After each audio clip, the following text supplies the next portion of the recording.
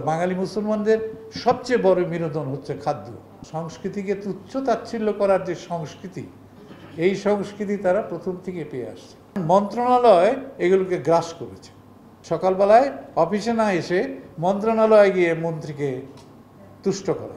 অনেকগুলি মিটিংয়ের আসলাম বাজেট বাড়ানোর মিটিং। দৃষ্টিভঙ্গিগত যদি পরিবর্তন না হয় তাহলে আমাদের বাজেট বাড়বে না। 12 নম্বর সেকশন থেকে বাংলা মোটর পর্যন্ত একটা বইয়ের দোকান নাই। আগের বার কনসার্ট হলো, 8 কোটি 10 কোটি টাকা খরচ করে কনসার্ট হলো। এটা কিন্তু আমাদের টাকায়, সে মন্ত্রণালয়ের টাকায়।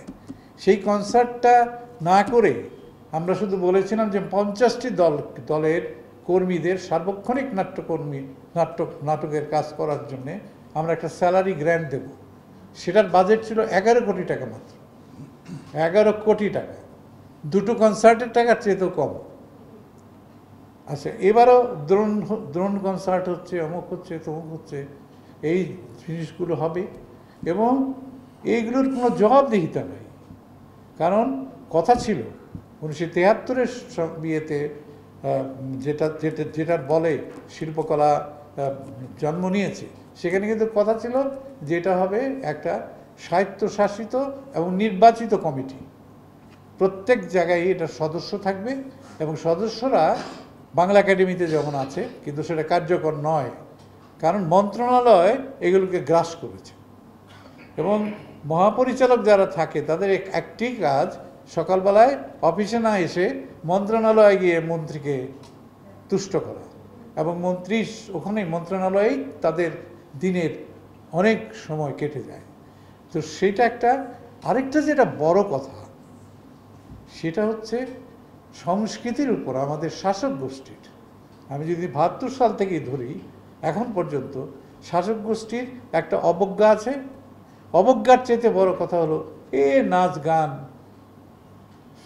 নাচ গান নাটক করবে এরা, এই ধরনের একটা তুচ্ছ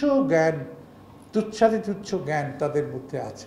আমি এই দিয়ে বোধহয় কতগুলি হবে, অনেকগুলি মিটিংয়ের আসলাম বাজেট বাড়ানোর মিটিং, অনেক লেখা লিখেছি, অনেক টক শোতে গিয়েছি, বাজেট বাড়ান।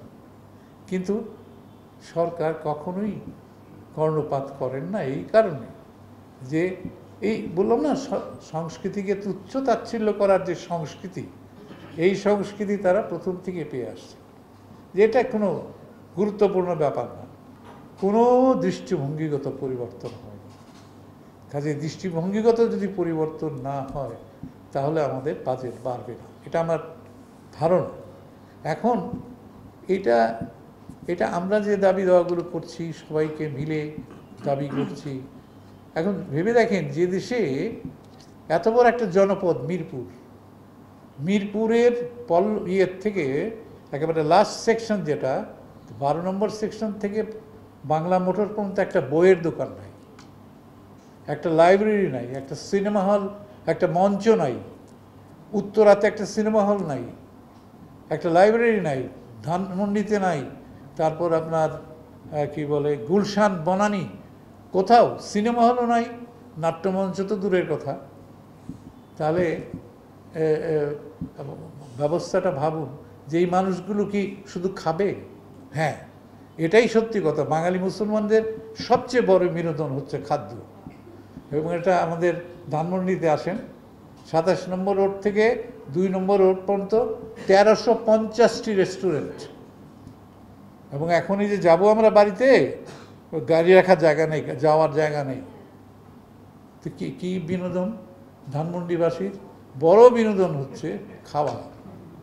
এবং পৃথিবীর কোনো এমন দেশ, আলজেরিয়া, প্যালেস্টাইন, মেক্সিকো, কোন দেশের রেস্টুরেন্ট ওখানে নাই?